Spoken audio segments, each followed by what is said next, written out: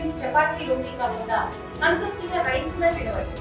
Doctor rice, sugar free rice, doctor rice, diabetic rice, sugar పెంచని బియ్యం, doctor rice. Collector ఆఫీస్లో పెడతా ఉన్నారు.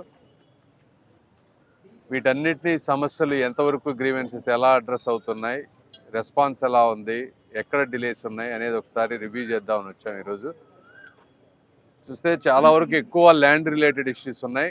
గత 5 సంవత్సరాలు కానీ అంతకుముందు కానీ అక్కడక్కడ ఇవన్నీ ఎక్కడికక్కడ ఆక్యుపేషన్స్, లేకపోతే కుటుంబాల మధ్య ఉన్నటువంటి గొడవలు కానీ చాలా ఉన్నాయి సమస్యలు. ఇవన్నీ కోర్టుల్లో తేలకపోవటం, అక్కడ డిలేలు ఉండటం, ఇవన్నీ పబ్లిక్ కొద్దిగా ఇబ్బందులుగా ఉన్నారు. వీళ్ళందరినీ 1 by 1 సాల్వ్ చేసే విధంగా టోటల్గా ఎన్ని ఉన్నాయి అంత అధికారులతో కూడా మాట్లాడాం. అసలు ఎన్ని వచ్చినాయి ఈ 1 yearలో, ఎంతవరకు సాల్వ్ అవుతున్నాయి, సాల్వ్ అవునటన్నిటినీ కూడా త్వరితగతిని సాల్వ్ చేసే విధంగా 100% అన్నీ చేస్తారని కాదు. ఎందుకంటే ఇక్కడికి వచ్చే అన్నీ చాలా సివిల్ ఇష్యూస్ ఉంటాయి.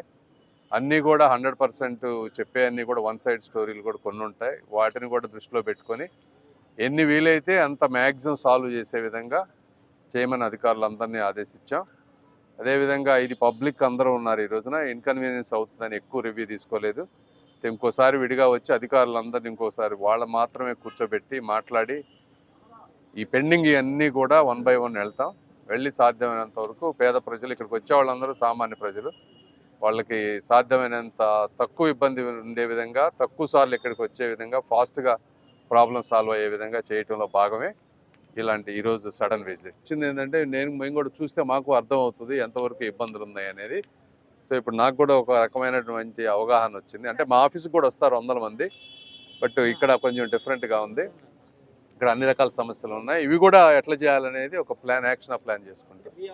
రైట్ ఉన్నాయి మొత్తం చేయాల్సినటువంటి అవసరం ఉంది. మేము కూడా ప్రజాప్రతినిధులు ప్రత్యేకంగా దృష్టి పెట్టి ఇప్పుడు అంతా డేటా అంతా వచ్చింది మనకి. ఎక్కడెక్కడ ఎవరు కంప్లైంట్ చేస్తున్నారు, ఏ ఆఫీసులో ఎన్ని కంప్లైంట్స్ పెండింగ్ ఉన్నాయి, ఏ నియోజకవర్గంలో ఎన్ని పెండింగ్ ఉన్నాయి అనేది మొత్తం డేటా ఉంది నా దగ్గర. ఈ రోజున రేపు మళ్ళీ ప్రత్యేకంగా అధికారులతో కూర్చొని ఎందుకు సాల్వ్ అవ్వట్లేదని డెడ్ లైన్ పెట్టి డెఫినెట్గా చేస్తామమ్మా. ఇప్పుడే ఎవ్రీ మంత్ 2 monthsకి ఒకసారి కూర్చొని ఒకసారి మనం రివ్యూ చేస్తున్నాం అనగానే కదలికి వస్తుంది. డెఫినెట్గా ఇవన్నీ చాలా వరకు సాల్వ్ చేసి వీళ్ళకి ఇబ్బంది లేదు. అయితే ఆల్రెడీ నేను సర్ప్రైజ్ విజిట్ అని వచ్చాను, అయినా తెలిసిందనమాట. బట్ ఏదేమైనా వస్తాను, వచ్చి చూస్తాం, ఇవన్నీ సమస్యలన్నీ తెలుసుకొని. కరెక్ట్ మీరు చెప్పింది ఉన్నాయి, ఇవన్నీ ఇష్యూస్ ఉన్నాయి.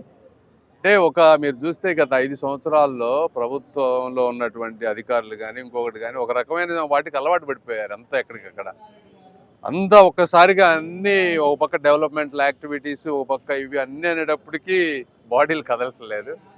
డెఫినెట్గా మీరే చూస్తారు కదా, వచ్చే 3-4 నెలల్లో ఇవన్నీ ఒక కొలిక్కి తీసుకొస్తాం. ఇండియా పాకిస్తాన్ ఉద్రిక్తతలపై లేటెస్ట్ అప్డేట్స్ కోసం డౌన్లోడ్ చేసుకోండి RTV Live యాప్.